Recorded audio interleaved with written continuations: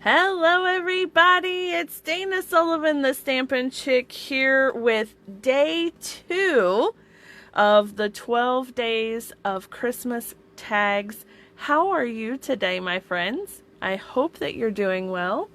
So day 2 brings us this sweet Merry Christmas tree gift tag.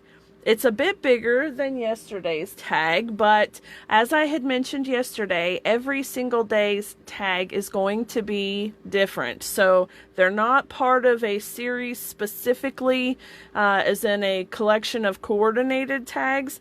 They're just a series of 12 assorted Christmas gift tags. So I hope that you love them all. They're so much fun to put together, and you know, the perfect gift tag just really sets the mood and it makes your Christmas gift look amazing. So with that in mind, let's go ahead and get started with today's little gift tag, shall we? All right, here's what you're going to need. First of all, I'm featuring the Perfectly Plaid Stamp and Punch bundle. Actually, it's not a bundle anymore, but it's the Perfectly Plaid and the Christmas Tree Punch. And these are in Stampin' Up's annual catalog. We're using this beautifully detailed tree base image and then the little trunk for the tree. And the punch, we'll use Merry Christmas stamp, but you can use any of the stamps in here. This stamp set is really pretty. It's got a variety of different trees that you can use. The pine cones are amazing and the sentiments are spectacular. So you're going to love this set. And then I'm also going to be using some of the holiday rhinestone basics. I love these. They're all absolutely beautiful, rich colors. And, you know, I've gone through so many packages of these already. It's just a beautiful embellishment. And then I'm using some of the classic Christmas 6x6 designer series paper. This was a, it's a special out of publication promotion that was with the curvy Christmas stamp set and the quite curvy bundle. So it's really pretty and I have a bunch of it on hand. But if you don't have that, use what you have on hand. Stampin' Up's got several beautiful Christmas designer series papers that would be perfect for this. So it's a great stash buster too, so you'll see. Alright, so what you need is a piece of early espresso cardstock that measures 2.5 inches by 4 3/4 of an inch. You're going to need a piece of designer series paper that measures 2 3/8 of an inch by 4 5/8 of an inch. And then a piece of Whisper White cardstock that measures 2 1/8 of an inch by 4 3/8 of an inch. And as you can see, they are going to layer beautifully. So I wanted the white cardstock to be more than just 1/8 of an inch smaller because I wanted to have more of a border of that beautiful designer series paper, right? So what we're going to do next is we're going to guesstimate cutting a corner. So we're just going to cut approximately. This can be however you want it to be. So however long, however wide, whatever you want. So we'll just cut the corner off. And then you're going to flip it over, line it up with the opposite corner. And then when you cut that one, you'll have a proportionate tag. Okay. So we're going to use this as a template for our cutting, and when you do that you end up with basically the same, and you could eyeball it too if you wanted. You could put this up like this and then give it a snip.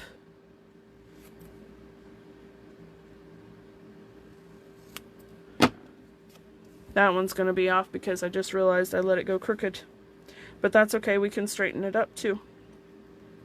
Alright, so we'll pull it up just a little bit more. Make sure it's straight and even this time. doesn't get away from me. And then a little snip here. Quit now.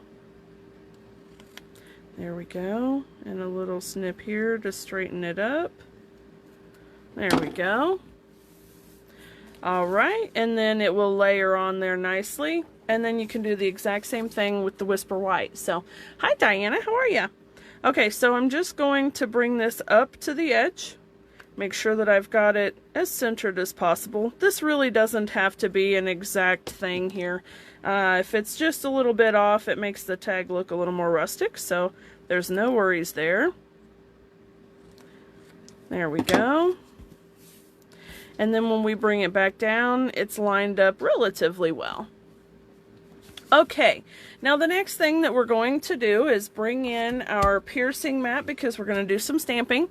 I'm using Shaded Spruce ink and Cherry Cobbler ink, as well as Early Espresso for the tree trunk.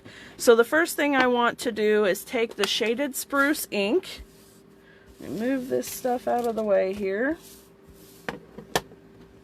Lightly tap, tap, tap. Now the wonderful thing about this particular stamp is that it's that distinctive stamp.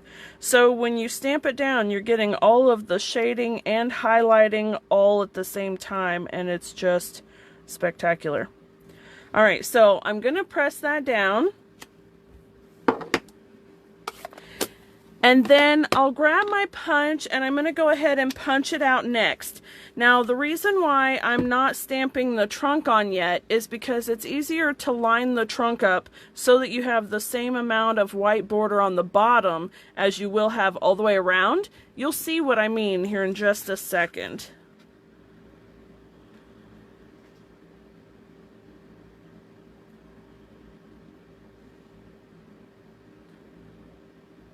There we go. Listen, I tell you what, I think my eyes are playing tricks on me. It's taking me a minute to line it up.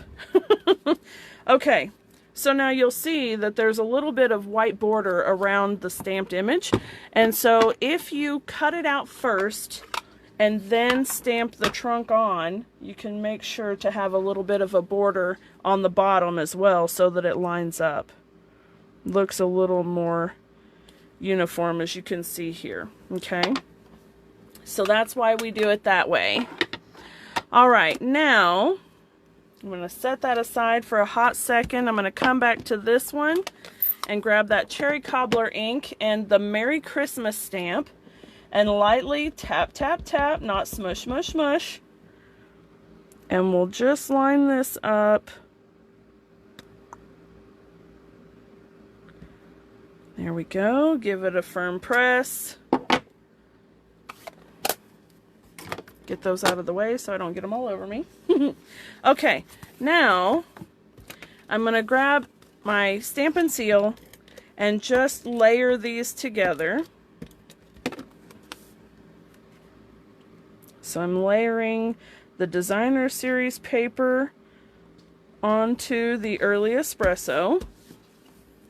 And then I'm going to layer the Whisper White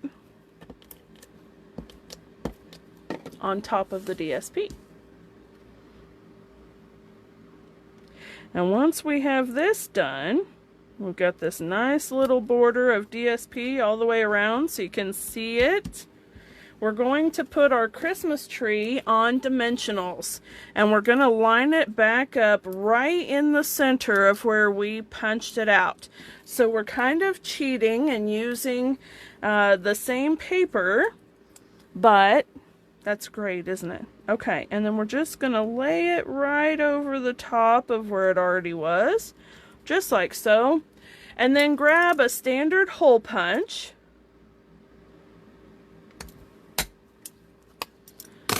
Alright, and then we'll grab some of those beautiful rhinestones. I love them.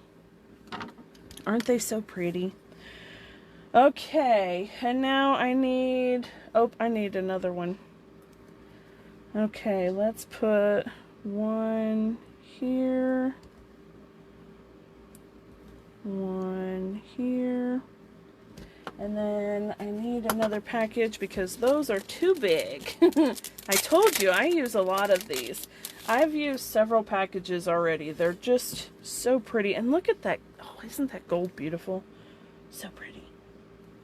All of the colors on here are absolutely fabulous.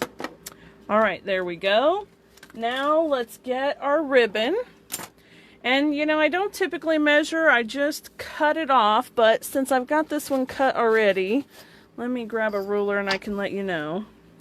It is right about 10 3/4 of an inch. And we'll loop the ends together and make a loop down here at the bottom. And I'm just going to fold the ends in half so that I can feed it through the hole. And I'll go from the back to the front. So we'll stick the tails through to the front, grab that loop, bring it up and over, slide the tails through, and you get that super beautiful finished tie at the end. You see that? Isn't that great? Okay, now we're not finished because I really like the way it looked with just a little bit of gold on it. So I'm going to be taking some of this gold braided trim, and this one is from the Forever Fern. Is it called Forever Fern? The Forever Fern ribbon combo pack. It has a very vanilla, kind of a gauze looking ribbon, which is very pretty and super soft, but I just wanted the gold trim. Since I'm using Whisper White, I didn't want to use the vanilla. Alright, so I'm going to tie it right at the top of that pretty little knot. And what that's going to do is it's going to put a tuft right there underneath, which is going to look really pretty and finished. Give it a squeeze and then tie it into a bow right over the top of that. Okay. Now I will tell you one word of caution with using this gold braided trim is you notice that I have a piece of tape around the end. That's to keep this stuff from fraying because it really will just completely come unwound. And if you want it to do that, that's great. It makes a very pretty look, but I don't want it to. I want it to stay, oops, I want it to stay a cord. So I'm going to grab just a little piece of regular Scotch tape, and right where I know I want to cut it, I'm just going to wrap it around the ribbon, or the trim rather. And this is going to help keep it from fraying. And I'm going to cut in between, like right in the middle of the tape. That way I've got a piece on the end to keep it from fraying while it sits and waits for the next time I use it. Okay, so let me grab my ribbon scissors and I'm just going to give it a snip in the middle. So you see I've got a piece on the end of my bow and I've got a piece on the end of my spool so that it doesn't come undone. Alright, now once you get everything how you want it and you get your bow straightened up how you want it, oh, that was too much. That was a little much. There we go. Once you get your bow situated how you want it to, then you can go ahead and slide it off and you don't have to worry about it too much. So I think that's pretty good. So I'll just slide that one off and then slide this one off. And now we're golden. All right. There it is, day 2 Christmas tag. Here is day 1 yesterday. If you missed this one, go back and look for the video. It'll be posted here in the Stampin' Chicks group as well as uploaded to YouTube. And you can visit my blog at the stampinchicktn.blogspot.com and find the measurements and instructions as well as the supply list. And you can visit my website danasullivan.stampinup.net to purchase the supplies there. All right, friends, I hope that you have enjoyed today's gift tag. Make sure you come back and visit me tomorrow again at 1 p.m. Eastern Standard Time here in the Stampin' Chicks Facebook group. And I will see you all then. Until next time, folks, have a wonderful day. Bye for now.